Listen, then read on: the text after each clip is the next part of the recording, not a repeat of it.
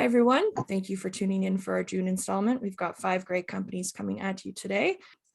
For those of you just joining into the session, do keep in mind that this presentation may contain forward-looking information.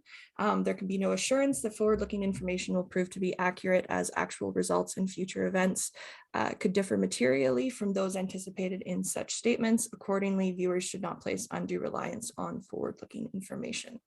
In mind, I would like to turn things over to MMA to hear more about Sophie Grace. So Sophie Grace is a clothing brand with timeless, elegant pieces for the smart working woman, and very eager to learn more about that. Thanks everybody for joining us. My name is Emma May, and I'm the founder of Sophie Grace. And basically what we are is a clothing brand that's dedicated to creating modular clothing for really, essentially, we started with the working woman, but that's expanded into sort of every woman. So what we do is we create the elegance of luxury clothing with the comfort that you demand. What's the problem? Essentially, as a working woman, we were tired of trying to find elegant separates in a sea of fast fashion. Getting dressed as a woman is infinitely more complicated than getting dressed as a man, especially in the professional space. We found that the choices were endless and often very terribly sort of youth focused, lots of terrible fabrics, terrible fit, and a culture of fast fashion. Hang on a second, there we go.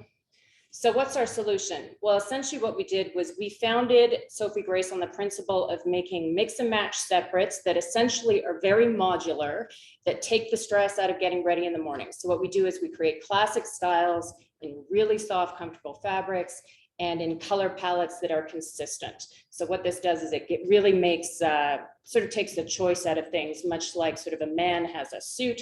What we're doing is we're giving women really simple clothing that works for them kind of every day. So who are our customers? Essentially, right now, our online community is made up of about 10,000 followers on social. We've got an email distribution list of about 14,000, and our customers are our raving fans. A lot of our customers are sort of between the ages of 35 and I would say like 65. They are affluent, they are professional, and they expect quality, and that's what they get from us. So our traction, well, I launched a workwear collection right as the pandemic unfolded. So that was January 2020, epic timing.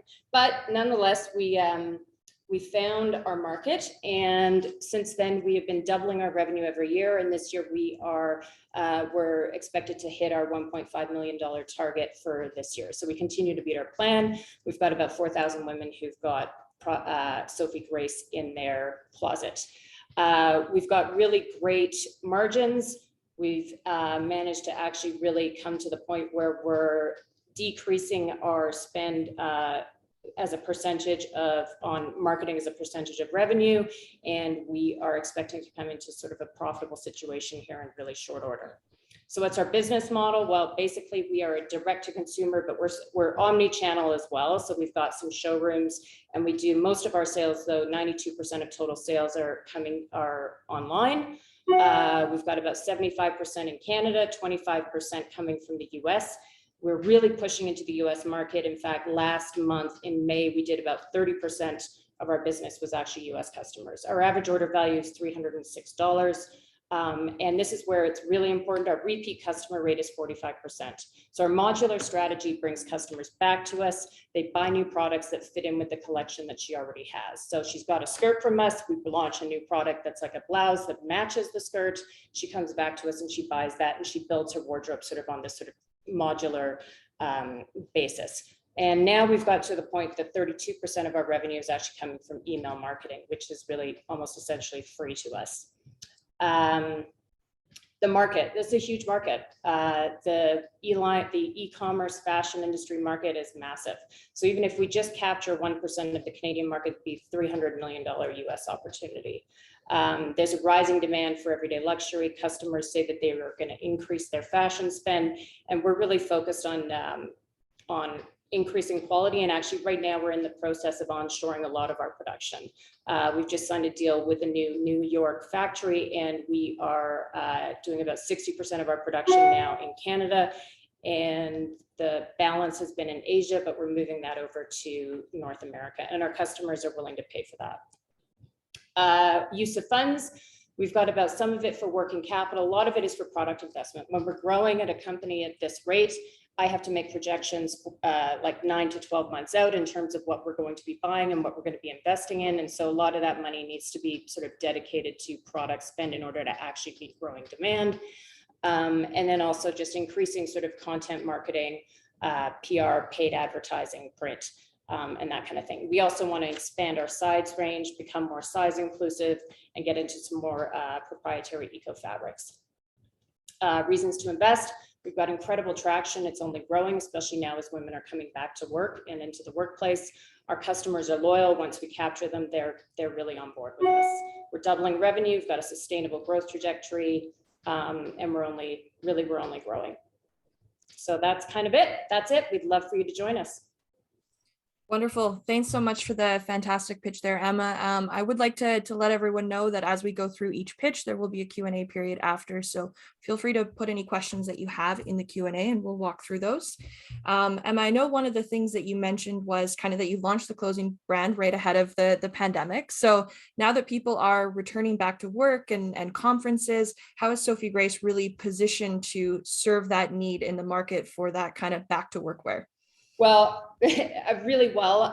A lot of sort of our competitors aren't even really in this space anymore because they were so big prior to, and they kind of scaled things back so much. The other thing is what we really do is we focus on comfort. So all of it, like I'm wearing one of our bamboo tops today. All of our products incredibly comfortable. So here we have a customer base who's not willing now to sacrifice comfort. They're used to sitting at home in their Lululemons. We're now giving them product that actually looks like classic, elegant clothing, but it feels like the stuff that they've become accustomed to. So we've really got this sort of space right now to get ahead of that and get those people on board with us instead of other sort of going back to their pantyhose. That's fantastic. Yeah, definitely. There were a few pretty substantial Canadian clothing brands that unfortunately had to kind of go under or completely switch their model during the pandemic. So the fact that you are D2C focused is a huge advantage. Yeah. I know you mentioned as well, just kind of, how much love the customers have towards the products themselves. So tell us a little bit about how Sophie Grace's products are created based on customer input and how the community shapes the product innovation. Yeah, well, one of the things that we've done is we've recognized that our customers, because we've also got in-person and virtual styling with a stylist, what we're able to do is really talk to the customers. So when they come in, and they say to us, I really love this pant, but I wish it had an elastic waist, or I wish it was longer, or I wish it was more of a straight leg. And we've taken that information, and actually we had a best-selling product, the Catherine pant. We took some of the information and feedback we got from our customers, we reinvented that pant, and now we've actually, instead of cannibalizing the first one, we've actually created a second best-selling category. So we're doing that with, product after product, taking the feedback from the customer. They're asking us, oh, I want something that's shorter, or I would like something that sort of fits away from the body. And then we work at developing those products. And we don't look at developing products that we, just for the sake of it. Our focus is really on excellence. So what is it that the customer needs? What are those pieces that fit that customer? And then also we're looking at, different bodies have different needs. So some people are going to want something that's got more room in the chest. Other people are going to want something that's like a shorter pant, that kind of thing. So there's lots of room for us to grow. No, that's great. And I imagine you're able to, take a lot of that customer input and put that into development because, you guys aren't a fast fashion company where you're just producing mass kind of outputs of products. So maybe tell us a little bit about what it means to move away from fast fashion and how people can really make that, conscious fashion decision. Yeah, well, this is one of the reasons why we're also looking at moving into sort of some like this New York factory, where actually our cost of labor is, obviously exponentially higher than it is in Asia. But by doing so, we're saying, okay, we're going to make this blazer that's going to be really, really beautiful out of incredible fabric. And it's going to be something that lives in your wardrobe for a long period of time. Yeah. And then we're going to give you these pieces that are going to go with it. And then you can update your wardrobe kind of on this, like, instead of replacing everything, it's like, oh, now a high-waisted pant is in season. So we're going to do that high-waisted pant that goes with the pieces, though, that you already have. So it's really about sort of the slow evolution of the style. So you can still be fashionable, you can still be, on things, but you're dealing with quality pieces that stand the test of time. Things like, even we're going back into, we used a cupro fabric, which was an ecro fabric for some of our product before. What I recognized was actually that product didn't probably stand the test of time, even though it's so supposedly sustainable. I would rather now use pure silk, because I know from my own experience, I've got, silk dresses in my wardrobe that have lasted like 10 to 15 years. So that's actually the more sustainable decision, is to really dive into quality. And that's what we're doing, and quality and comfort, and giving women sort of the ability to build something that's modular. Absolutely. That's fantastic. I know we're coming up on the end of the Q&A period here. So just a question that I like to ask each company is, for those tuning in today, why should they invest in Sophie Grace? Well, we've got a really good revenue model.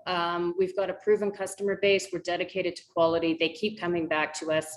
Once we get a customer on board, they really do. So the lifetime value of our customer is high, and we know how to make money.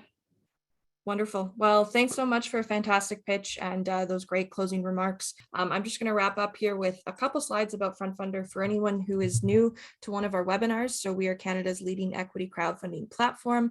We make it easy for all Canadians to invest in Canada's most exciting startup and growth stage businesses for as little as $250. You guys had a great opportunity to meet some of those exciting startups and growth stage companies today. And we recently also reached a milestone of over 100 funded campaigns or raises on FrontFundr as well. So really excited with that. And for anyone who has questions about how to get started or make an investment, I do encourage you to visit frontfundr.com. You'll be able to see the campaign pages for each of the 5 companies here today, I believe all of which are closing in or around the month of June as well. So I do encourage you to check them out as soon as you can. And for any questions, I encourage you to reach out to support@frontfundr.com. So thanks very much, everyone. And I hope you enjoy the rest of your Tuesday.